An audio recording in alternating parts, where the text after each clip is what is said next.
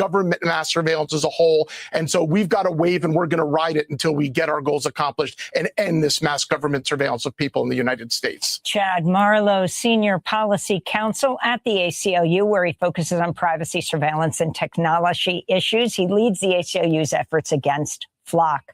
I'm Amy Goodman with Juan Gonzalez. Thanks for joining us.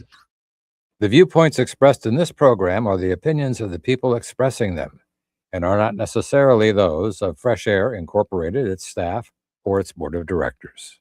Hi, this is Al McFarlane, host of The Conversation with Al McFarlane. You're listening to 90.3 FM, KFAI, Minneapolis.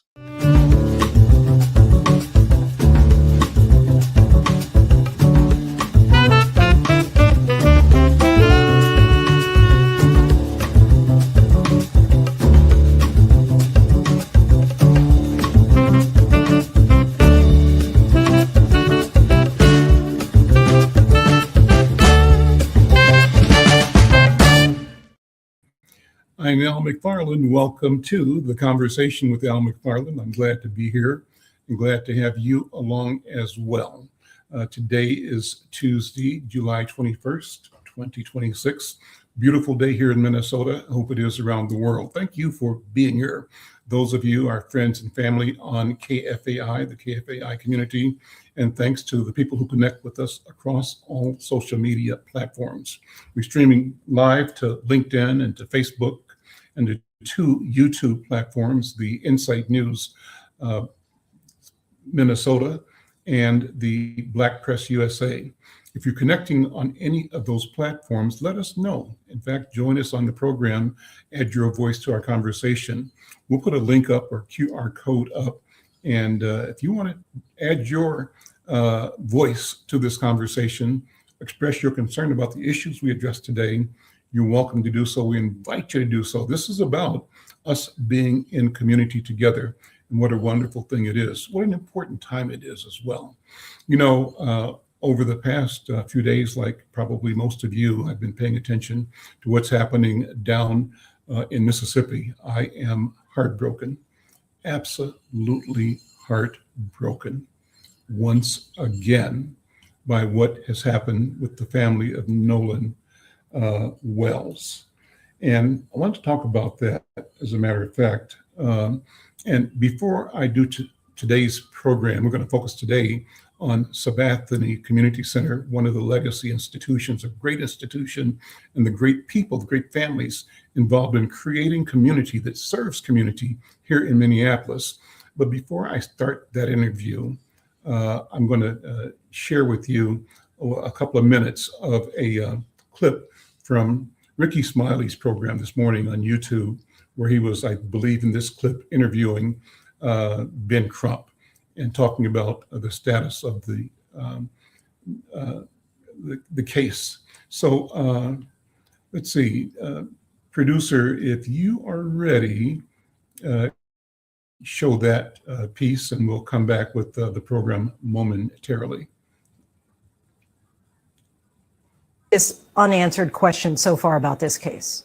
Obviously, the biggest question is what happened to Nolan Wells. I think the reason this case has caught such fire is because they see the pictures, they see the video, and they're saying, hold on, you're trying to tell us just accept this an accident and sweep it under the rug?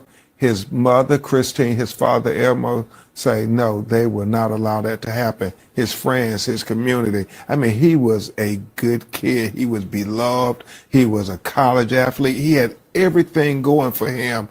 And so to go on that island for 4th of July celebration and then not to come back is what is concerning everybody, especially when you hear the contradictions. And you're conducting your own investigation. How will that differ from what the authorities are doing? Well, one thing, we're trying to be very transparent because the family has some concerns about the state of Mississippi doing an investigation of the death of a young black man where young white students may be looked at as having some culpability. So the family is concerned about that. So we're going to have an independent autopsy. We have investigators talking to witnesses that have no alignment or no allegiance to the state. And that's important, Lindsay. When you think about Mississippi and the history of Mississippi, you know, this is the state where Emmett Till was lynched. You mentioned earlier there are some contradictions. Yes. What gives you confidence or perhaps concern about the investigation so far?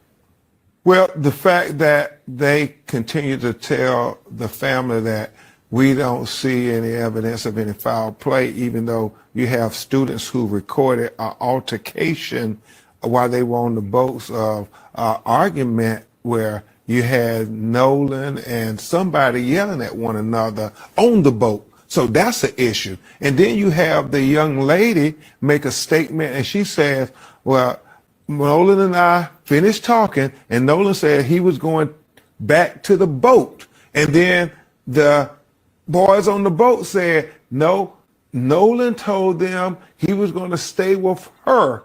And so they are conflicting. She's saying he went and got on the boat. They saying he didn't get on the boat. So which is it? And all we know is Nolan is dead. So, you know, that's all we know. I watched the funeral yesterday, Monday, heartbreaking once again. So I'm interested in how this is sitting and landing with you. If you have an observation, a comment, one of the things that I've been seeing is that there is a super negative pushback from what I would call a racist element in our community, targeting the family, Nolan, his character, also targeting Ben Crump and Reverend Al Sharpton, and sort of asking us why we're concerned about this tragedy and asking us to look away and to say this is kind of business as usual. I guarantee you it is not. Well, hopefully we'll find another comment. I was asking my producer to look for another clip where Ricky Smiley told his personal feelings based on what happened over the weekend. If we get that, we'll show that as a correction.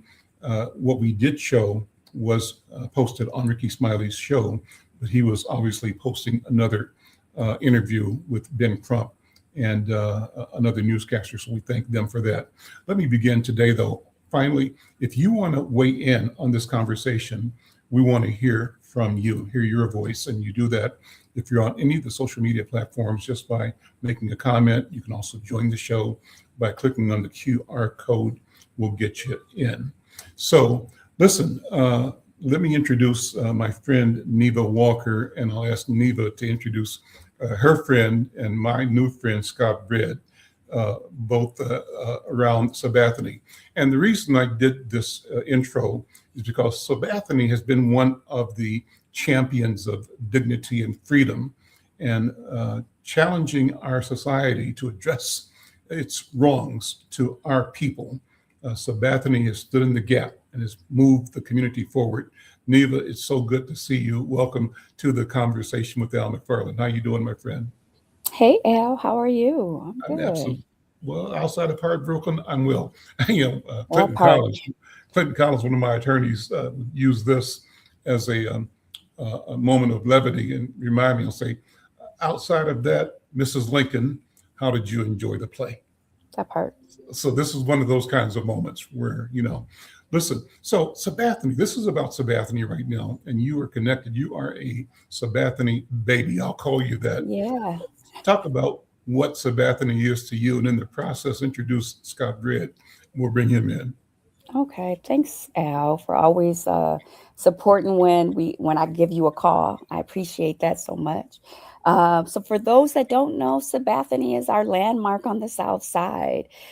Greater Friendship, formerly known as Sabathani Baptist Church. I was hoping to have Reverend Dr. Billy Russell, but he's had an issue, so he won't be able to join us. Started Sabathani in 1966, and my mama started in 68.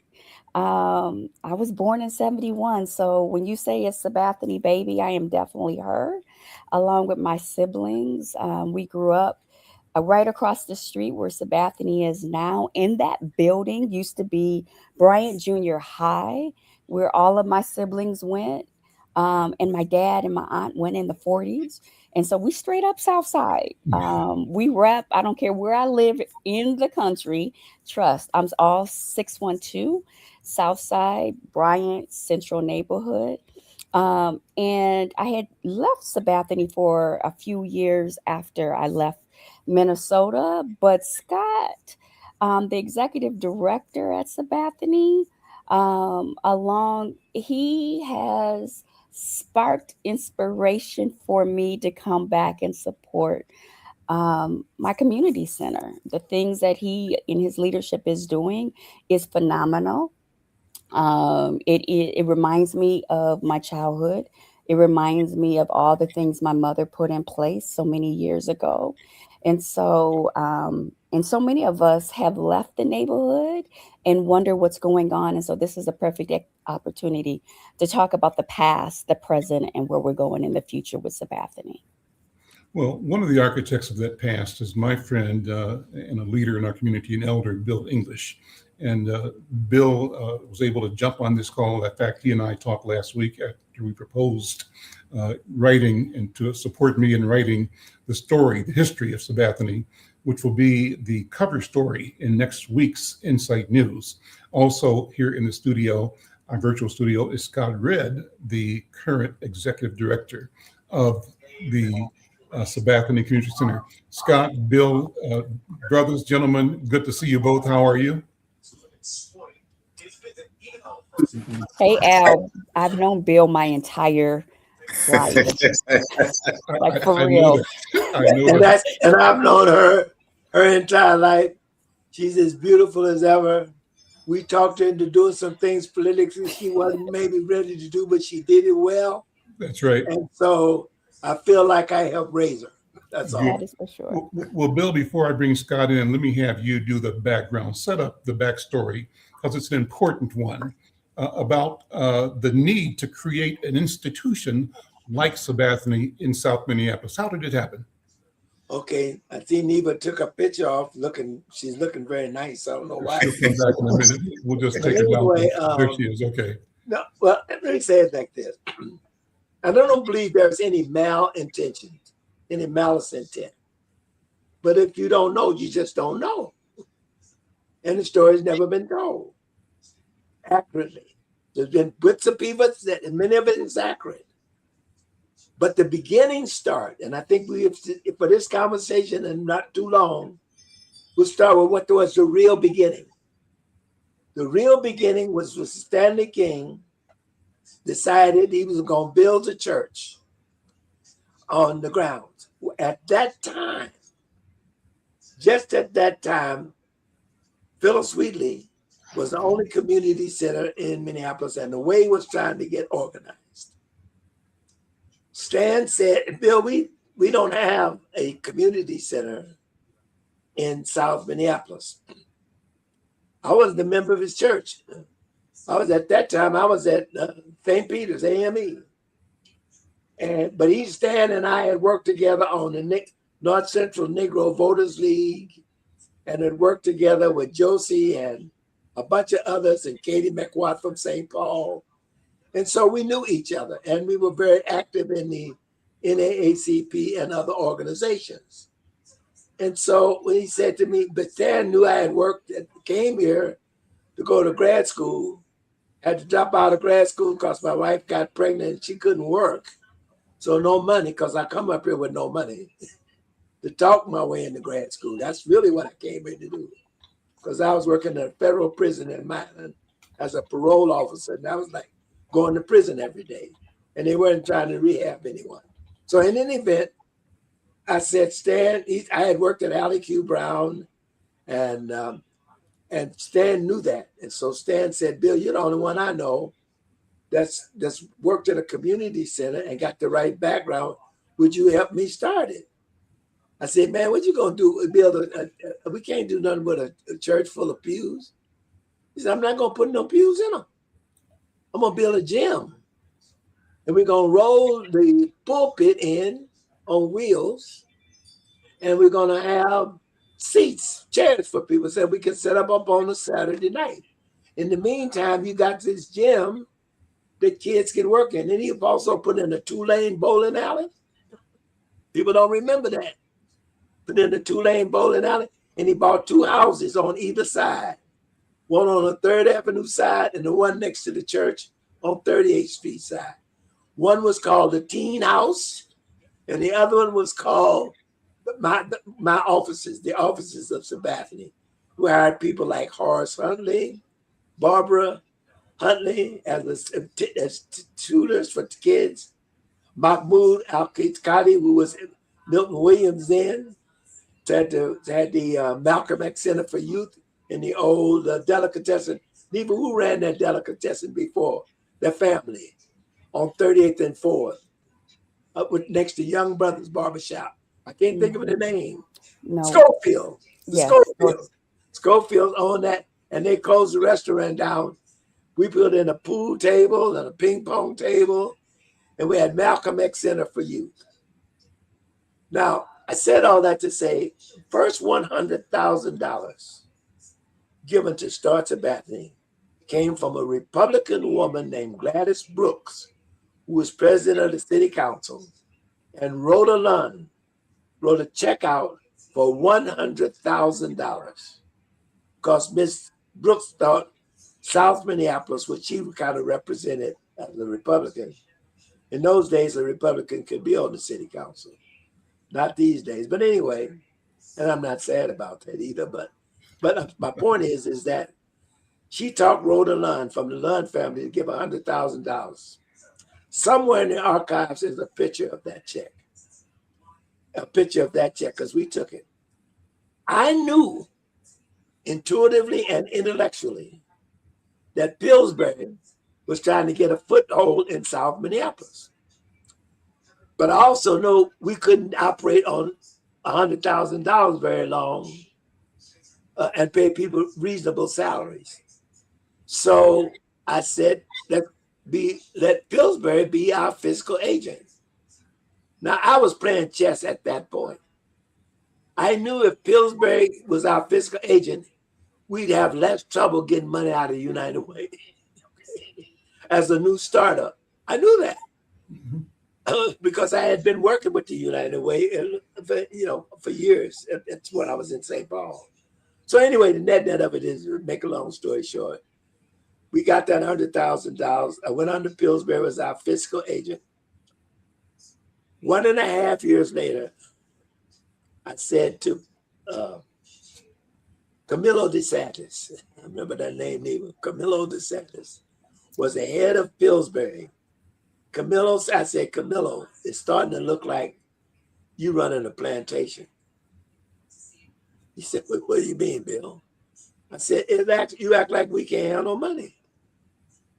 I said, we don't need you to fiscate. You helped us out. We're going to extend your partner with you, but you don't need to run it. He said, you're right. And he knew then I had stuck him. He knew that. He knew that I had him over a barrel. So all he could do was say yes. And that's when they got that spot on Chicago and decided to open up the Pillsbury Theater and bought that off. But we were still operating as Sabathani. Fast track. Harry Davis and Richard Green. Harry Davis was now president of the school board. Richard Green was now the superintendent. Prince, all the others who went to Warrenton, where you did, Neva, and you didn't go to Warrenton? No, all my siblings went to Central, and then Richard Green shut down Central. Yeah, Richard Green came in. He shut down Central, but he also shut down Bryant.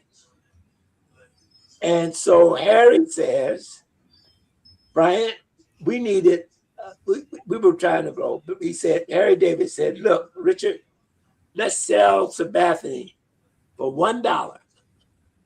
$1 to Sabathani. And at that point, I was transitioning to Control Data, and Kay was coming in. Wait, go ahead, keep going. Yeah, we got that $1. Well, $1, and we owned Sabathani from that point on. Then Kay was hired because he's a Cleveland. He was an organizer, community organizer out of Cleveland. You Meet Us, which had been a program started under Model Cities, was switched up under Sabathani. And at the Ms. Walker, your mother, came in to run the food shelf and other things. And I think she was also working with You Meet Us. Actually, Cheryl's mom worked for You Meet Us for a while. And it was on, you know where that was, on next to the Spokesman. Yeah. You know where that was. Yeah. You Meet Us. Yep. They had an office there. And finally, they got moved into Sabathani. So again, Wait, Bill, let me give you two more sites because it didn't go straight into Bryant. It went from 38 from the church to 38th and 4th to up on Lake Street down to 38th and 1st. Then they moved into Bryant. They were on 38th and 1st when I was in elementary school, where Macedonia is now. And then Jim Cook actually moved, and Yusuf moved everybody into Sabathani, where they're currently at now. Well, as I recall, and maybe I'm wrong, as I recall, it was K.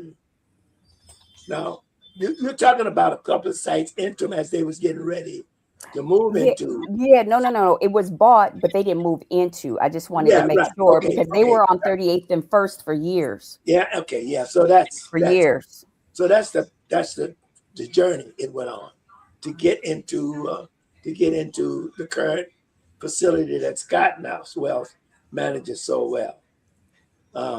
But in any event, what's most important is three things. The people who talk about who was against it, because that's just as important as who was for it. The Glantons couldn't stand Stan King. They couldn't stand it. Neither one of the Glantons. Mr. Newman loved Stan. Okay. Mr. Newman called Harry and said, "Get behind starting up this community center." I want to put that on the record because that's part of the record. And once Mr. Newman did, and also Matthew Little didn't oppose it. They didn't like Stan because Stan was more radical. He was a militant.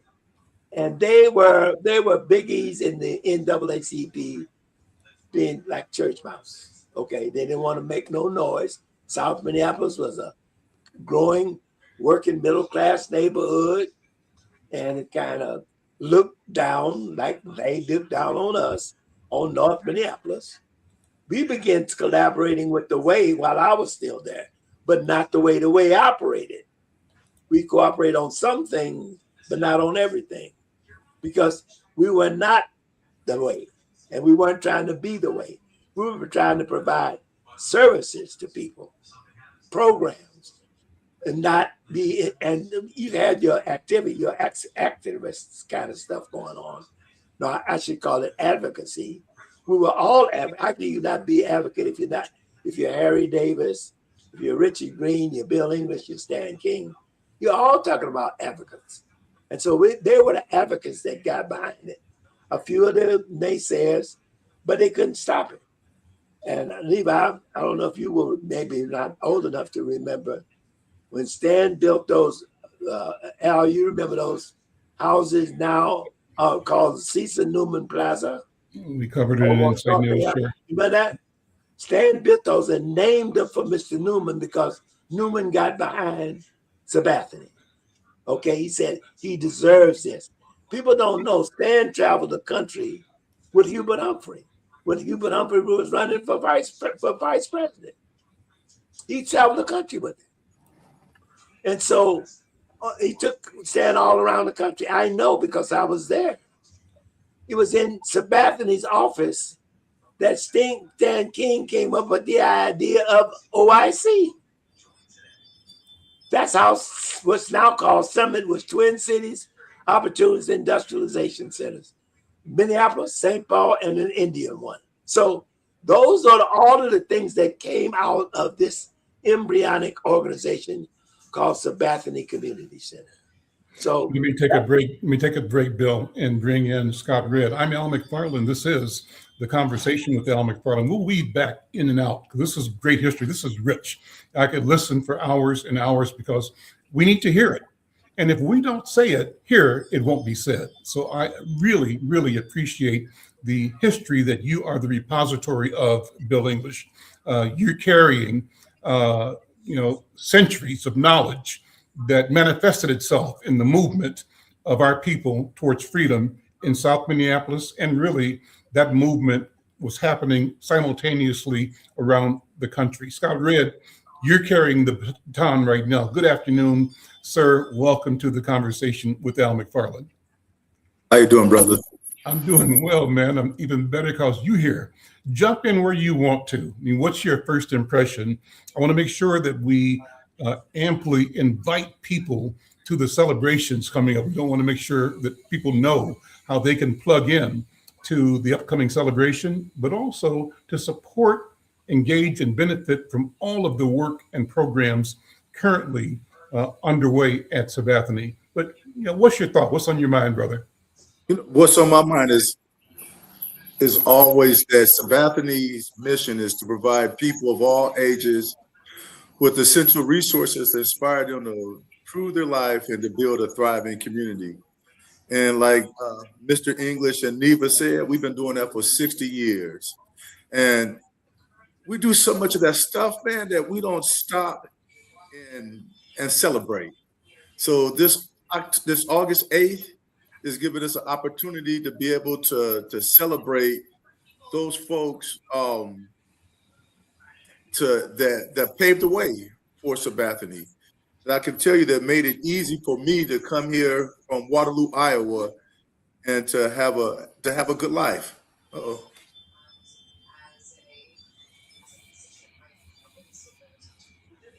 Keep going.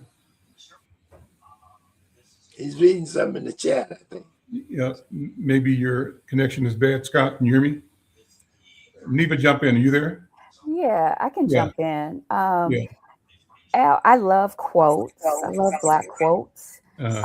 James Baldwin said, "The great force of history comes from the fact that we carry it within us, are unconsciously controlled by it in many ways, and history is it," right? So that piece for us, even for the Black Party, in celebrating Sabathani's 60th, it is a welcome to the community that currently is using the services, understands what's going on there, whether it's the food shelf, the senior housing, the seniors programming, or so many other things. There's so many of us that need to come back home. So it's coming back home, celebrating Sabathani's 60th anniversary. And I think for me, it is so fascinating hearing Bill's history part of the pre-66 even, and then 66 and 67. Because once the fiscal sponsorship stopped and Sabathani became its own 501c3, and Kay Williams, for those that you don't know, Kay was this amazing, gentle soul that loved everybody. Yeah.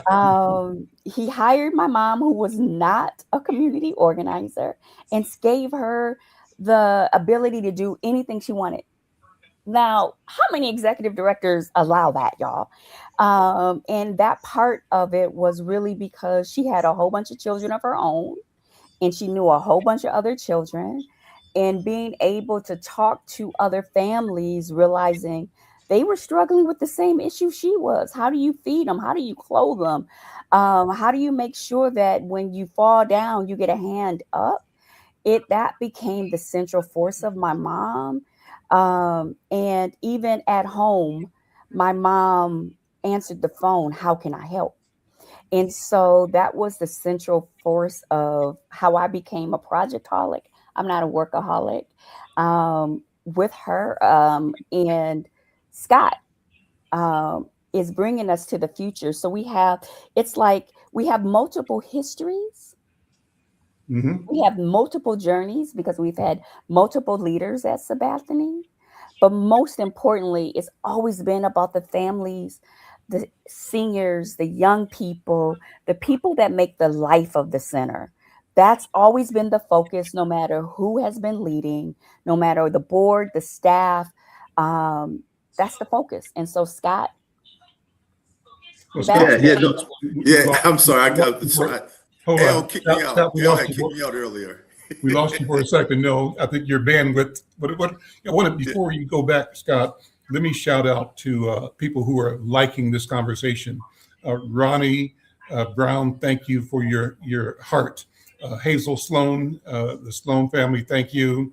Burhan Ahmed, thank you. Erica Okata, thank you for being a part. And if you guys want to jump on the program, scan the code. We look for you. We'll bring you in. Scott, go ahead. No, what I was just going to echo what Neva said is that as Sabathani, we believe in doing with the community and not to the community.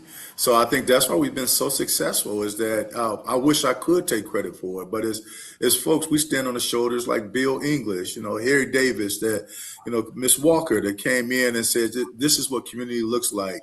This is what the Black community looks like, and it's been easy for me because I love to listen and I love to turn that listening into action.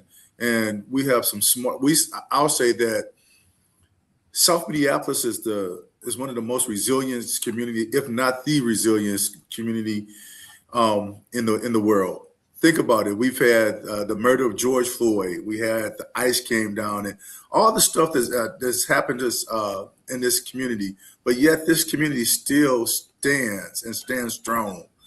When the civil unrest happened with George Floyd, we lost over 700 something buildings in the Twin Cities, right? Sabathani, we didn't have not one broken window, not one graffiti, nothing on there. And it's because Sabathani has always been and continues to be a true community partner. We listen with the community. We are the community. We are part of the community. So this is probably the best job. This is the best job I've ever had.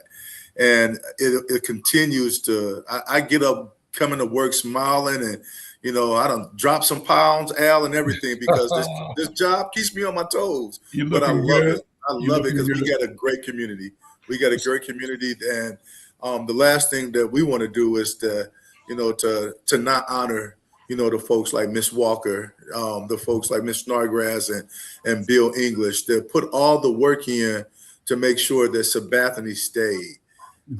We are unapologetically Black organization, but as I said earlier in our mission, our mission is to provide people of all ages and all cultures with essential resources, inspire and improve their life and to build a thriving community. We do that through a Black lens, and we don't turn anybody away. We make sure that everybody have what they need to be successful. That's the way that Bill wanted it. That's the way that Miss Walker wanted it. That's the way Miss Snargrass wanted it. And we're going to continue to do that. It's my job to make sure that we continue to thrive for the next 60 years, the next 100 years after Scott Red is gone, that we continue to make the Sabathani, the folks who made Sabathani great, proud. I'm Al McFarlane. This is The Conversation with Al McFarlane, talking about Sabathani Community Center, a legacy institution. And Scott, Bill talked about the embryonic stage of the organization, getting the political leadership of our community and the financial philanthropic leadership to come up with $100,000 to jumpstart this organization. Where is Sabathani now? 100,000 then. I think you are a huge organization right now. Give us the lay of the land. Give people what you put out in a synopsis in your 990, because that demonstrates the strength of the organization, if you don't mind. Yeah. 4 years ago, we was right around a $1.3 million organization. Now we are an $8 million organization. Here we go. And not only are we an $8 million organization, that's not even counting the $12 million that we raised to put a geothermal system in. We are one of the only organizations receive funding from the EPA, and that's federal dollars. We're one of the only organizations, one of the only Black organizations that was able to utilize every single that fund. When this administration came in, they said that we had 30 days to spend $6 million. And I said, if we got to buy that equipment and put it in my backyard, we're going to get that equipment. We're going to get it done. So we're growing. But that to say that is because folks believe in who we are as an organization. And it doesn't hurt when you have a history of performing, a history of impact that that does good. So, you know, we've had great leaders that came through Sabathon. We got a great board, great community. I always say that we have 4 great partners, 4 great assets. One is this building, 188,000 square foot building, over 150,000 people. We're on track right now to have 180,000 people come through this year alone. But last year we had over 150,000 people come through our building. So that's our building. The second is this community. Like I said, it's the most resilient community that that I've seen. Right. The third is the partners. It's the folks like, you know, Insight News. It's the folk like McKnight Foundation that gives us an opportunity to raise funds and to be able to build a strong organization. And I would say the fourth is the staff. We have staff with lived experience that grew up just like Neva, that grew up in this neighborhood, that's proud, that just want to continue to serve, that can go and do great things in other places, but chose to stay here in South Minneapolis to make this the organization, to make this the community that we knew it could be. You know, so this right now, I mean, I love it here. Coming from a small place in Waterloo, Iowa, where I grew up with a ton of Black folks, you know, this was home to me. When I came here from the University of Minnesota, my mom drove up here. She dropped me right off in South Minneapolis. So I was coming to Sabathony back here when they was having jam sessions and everything else. And when they was playing, when Ralph Crowder was throwing basketball tournaments over here. And I just fell in love. I fell in love with this community. And fortunately enough, the community fell in love with me. So they accepted me as I am. They brought me in. And like I said, I enjoy being here. I enjoy the work that we do, because it's just so much, it's so much need. So when you talk about needs, Al, we put 309 people to help them get careers, not jobs, but careers. These are family sustainable, livable wages where folks are making, you know, I believe 72,000 was the average salary of our folks, right? Because we have great partnerships with folks like Excel Energy, right? We feed 125 people a day. Look at Bill. Bill ain't never met a microphone that he ain't fell in love with. Go ahead, Bill. You stole my grandson's line. What I really wanted to, didn't mean to interrupt you. What I wanted to say to you is this. There is a reason Excel is making such a significant contribution. It took skill. It took a lot of influencing them to do the right thing. I remember our first meeting with Excel, Scott, okay? When we kind of laid out to them that you get a lot of our electricity bills paid here, so you need to be putting that resilience in it here. I remember that first conversation. And you just took it and ran with it. They knew you had strong advocates because the board was behind you. They knew that. And the board stood up. So, and it's not the first time we've been threatened. Okay, you talk about. I think. God rest me. I won't never call her Clarissa, Ms. Walker. But, I mean, she was an intimidating force with a smile on her face. She had a smile on her face, but she would be talking you into whatever she wanted you to do. Okay, so in many ways, Neva got her trait in that regard, because Neva was able to sell herself as a first-time legislator and get things done. And we regret to this day she left and went to San Francisco. And I miss Karen. I miss her. But she was another wonderful spirit and part of your family that we all knew, and she was part of that whole group. Ask Gary Hines. Hopefully Gary will join us.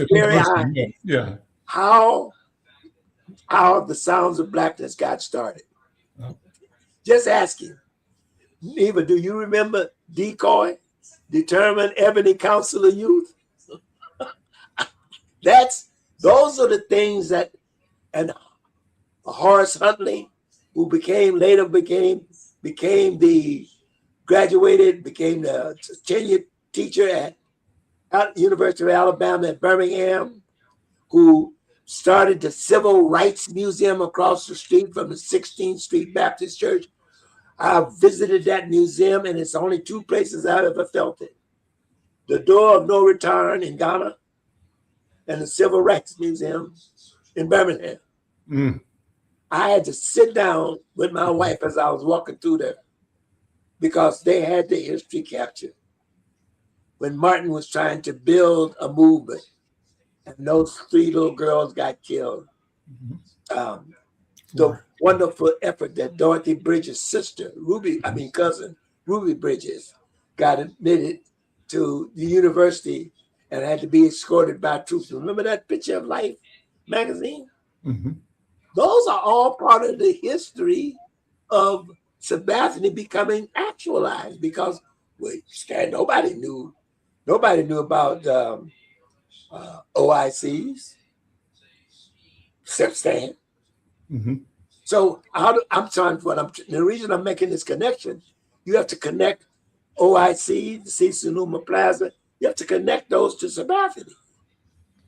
They would not have existed without Sabathani. Neva, for those who are listening on the radio, we're on screen here on the platforms, but if you can lean left or lean right, there's a beautiful sign behind you. That might be, so talk about Clarissa Rogers Walker. That's that street sign, what that means also about the honoring another giant leader in our community, Leuna Newman, the past publisher of the Minneapolis Spokesman Recorder, or the Minnesota Spokesman Recorder, and the widow of the legendary Cecil Newman, its founder, the dean of the Black community.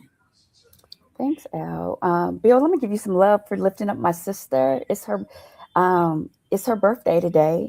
And so our family has been, feeling the impact of her the last few days. For those of you that don't know, take a minute and let's talk about her before you do anything else. Let's talk about your sister, Karen. Yeah, y'all, my sister was, mind you, she was the first Black homecoming queen at Central High School. She was a vice president of the NAACP. She was a communicator and a journalist. Right now, we have like the cable shows where you see talk shows and stuff. My sister was on Channel 5 doing interviews with people on Sunday morning. My sister was drop dead gorgeous. Yeah. And she was my like mother's. You are. Thank you. She's my mama's first. You know, I'm the last. And so she the beautiful part about it is she didn't make it that any one of us had to follow in her shoes. She was a Leo too, so she was going to highlight herself no matter what. But she made sure that she supported us in following our own path. And yeah, we stop now and think about folks being pulled over. My big sister on her own used to stop and pull over when a brother got pulled over by the police, just to make sure that their human rights were being followed. I can go on, and she was a journalist. She did speeches for Mayor Sharon Spelt, and she did all these different things. She used to write for the Minnesota Spokesman. And she was a fashion icon, just like my other sister, Sarah, right? So so today is her day. Mrs. Newman, former council member Jenkins, hooked us up with honoring Mrs. Newman on 38th and 4th, a little stretch, naming that street where the Minnesota spokesman sits today. And our street that we grew up on, 38th and 3rd, after my mama, and we didn't get to celebrate it. We got it honored in December of 2019. Surprise, I didn't want to come home to do no groundbreaking in December in Minneapolis. So we had planned on doing it in the spring. And the two things that happened, COVID happened, and then what Scott just lifted up. George Floyd was killed just a half a mile away from Sabathani, and our neighborhood went up in smoke, and lots of trauma behind that. And so we never got to celebrate either street being recognized and honored. And so Scott's team has been helping me figure out how we're going to celebrate Sabathani's 60th at the block party on August 8th from 11 to 3. Gary and some of the sounds are going to be with us. Brother Rob will be with us. Johnny's going to sing. We'll have other activities. And right when we start, before we get started, at 11 a.m., we're going to walk from 38th and 4th to 38th and 3rd to honor these two dynamic women. That's awesome. That's awesome. I'm Al McFarlane. This is The Conversation with Al McFarlane. And we're talking about history and the living legacy of the work of Sabathani Community Center and the people at the heart of this work and the tradition that they uphold and that they elevate, building community, loving and sharing, highlighting our culture, infusing the future with the truth of our presence and of our work, of our dignity, and of the reality that we are supposed to be here. That our presence is a gift to this community and to humanity. So I'm glad to have this conversation and these colleagues, companions in this conversation with me right now. And if you're listening on KFAI, send us a note via email or text message, or if you're on one of the streams that we're streaming to, join us with a question, a comment, or show up in person. We'd love to have your voice. I open the program with a comment or a piece of an interview that Ricky Smiley this morning had played about what's happening in Ocean Springs, Mississippi, the death and the funeral of Nolan Wells. Tragic. And I want to get your take. I know this is not part of a script, but I think everybody's thinking about it. We all are reflecting on this tragedy, and we all have knowledge that this tragedy is not an isolated thing, that the value of institutions like Sabathani is to try to make it all make sense and to figure out how we get through and get past and emerge, how we reflect the resilience that's required to continue building despite the oppressive environment and the shenanigans and the insidiousness of those who have a bad intention, the people that were the enslavers. And their desire, I believe, to maintain what they felt was a position of superiority that we have always rejected and fought against, and that we fight against today, and that we are confident that our victory will lead to loosing, as the church people would say, loosing them of that spirit, of that devilment, of that anti-humanity that their actions represent. If you have thoughts about that and why and how institutions and individuals and families must continue to both be vigilant but proactive in building and protecting our community. I'd love your thoughts. Scott, what do you think? You're shaking your head. What's your thoughts? What are your feelings? You said something that's so important. We got to get out and vote. And I just was on the phone last night with Bill English, and we got to do what we can to for folks who represent our values, who put us first. We got to put, and who look like us as well, to put those kind of folks like the Neva Walkers into office. I think that's so important. I got two young sons, and my heart goes out to the family. I can't imagine. That's.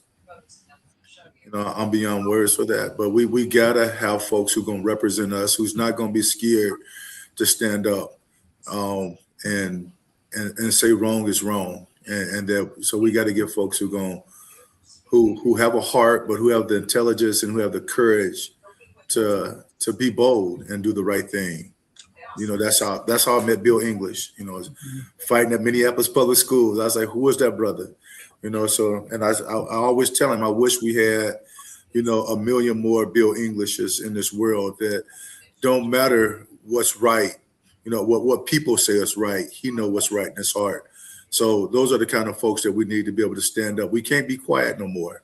You know, I said it's a bad thing. We unapologetically Black. You know, we got to be proud of that. We have to be proud, and we got to stand up. Bill, in your Let's talk about that murder. wait, Bill. In your opening remarks, you mentioned you made reference to the groundbreaking work of Neva Walker. She hasn't mentioned it, but I think we have to talk about that as well. You talked about positioning her and gently pushing her to leadership. Talk about that, what it meant and what it means, because it was historic. Well, I'm the best one to talk about it because I was here. Scott wasn't here then. Scott was still in Waterloo. Let me talk about Neva Walker. Go ahead. Because she ain't going to talk about herself. Let me tell you, Neva, do you understand? You were the first Black woman to sit in the Minnesota State Legislature, as you know. Do you know the Asians and the Somalis got more representation in the legislature than we do?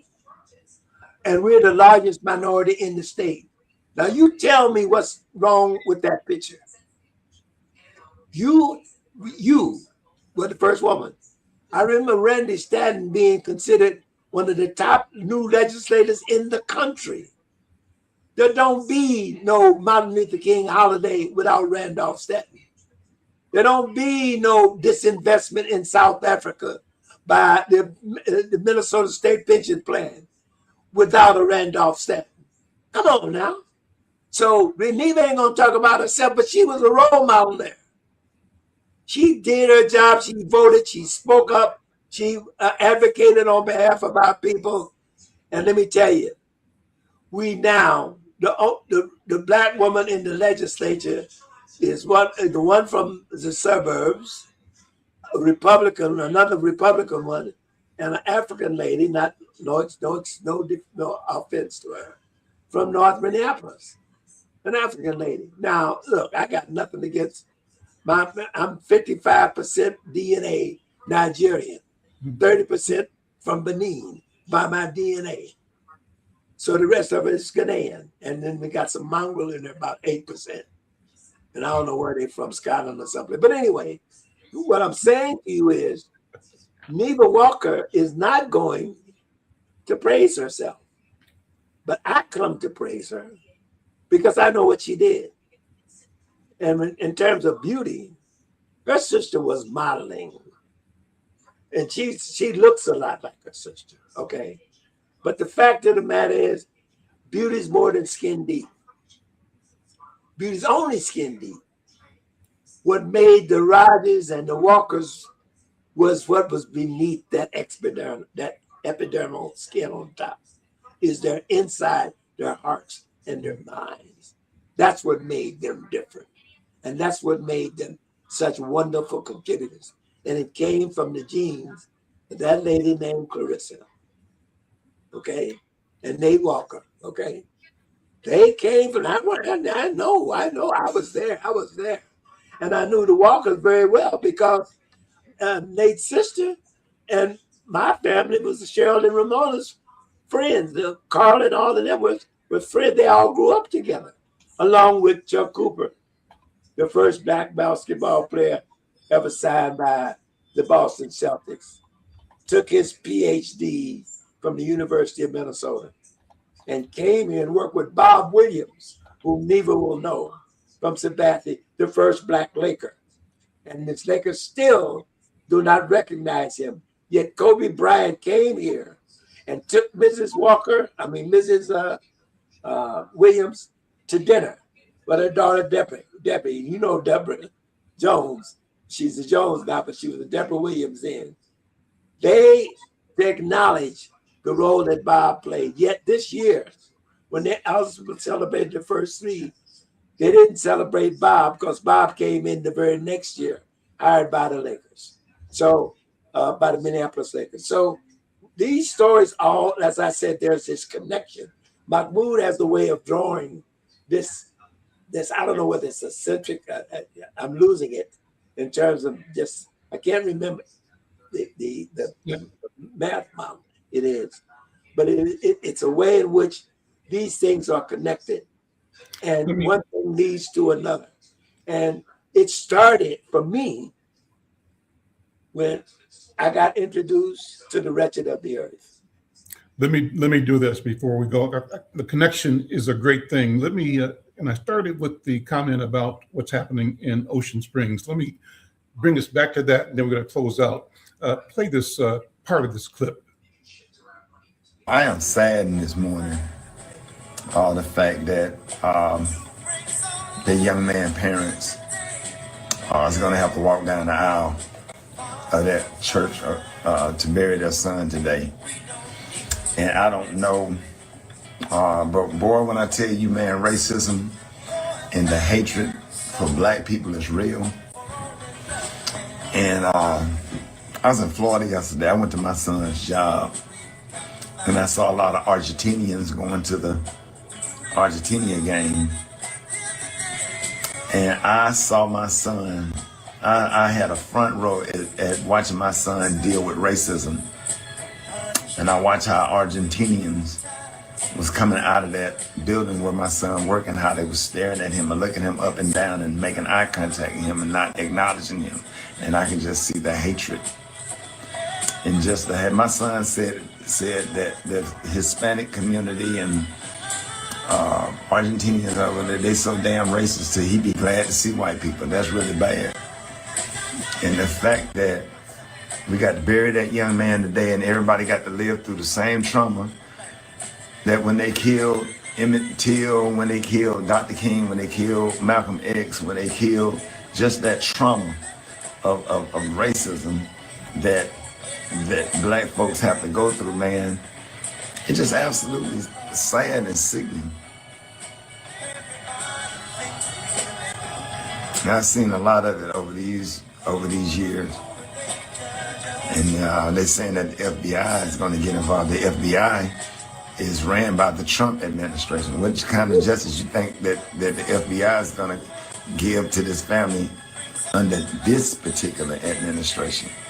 And I really miss the days, when, I wasn't living at the time, but I remember seeing Muhammad Ali and Kareem Abdul-Jabbar and a lot of athletes, man, that stood up for justice and put their whole careers and everything on the line to stand for what's right. And and man, if I would have saw Ole Miss and Mississippi State players and different players from different football teams put pressure on that state or whatever, because the only thing they can understand is violence and money.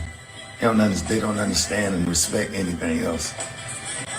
But just the racism and the racial tension that you feel over the country, and the fact that they killed that boy, and they killed him.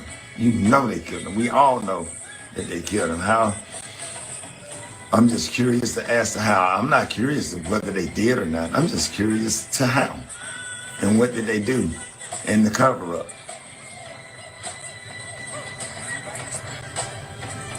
And it just gives me anxiety and butterflies to know that some parents got to walk down that aisle and bury their son today. Jared, that's good enough. That's good. Thank you. So listen, we got about 2 minutes left, a minute and a half. Just a final thought, and in with you, Neva, inviting people to the celebration coming up next month. But Bill, 10 seconds, 15 seconds. That's hard, but let me just say this quickly as I can. It is important that not only to celebrate the 60th anniversary, but what's new about America with black men being killed? Sherner, Goodman, Medgar Evers shot to death in his driveway for registering people to vote. Louisa in Alabama, a white woman getting killed for helping to desegregate lunch counters in Alabama. So America sells more guns than anybody in the world. America sells more guns. Scott Red, 20 seconds. Scott. I would say that, when we started having these conversations, we thought we was going to get 300 or 400 people to come out August 8th for the celebration. We've got over 700 people that's coming out. So if we can get volunteers, I saw in the chat, folks want to know how they can help. If they can come out and volunteer and contact J Fair, that's JFAIR, at sabathany.org. That would be great. Neva, 10 seconds. Y'all, Sabathany still needs financial support. Don't think that 8 million just happens. That's 8 million every year. So please consider supporting the sponsoring or donating for the Block Party, and then figuring out how to be a monthly sustainer for Sabathany like me. We're out of time. My friends, thank you so much. I'm Al McFarlane. This is The Conversation with Al McFarlane. We'll see you next time. Take care.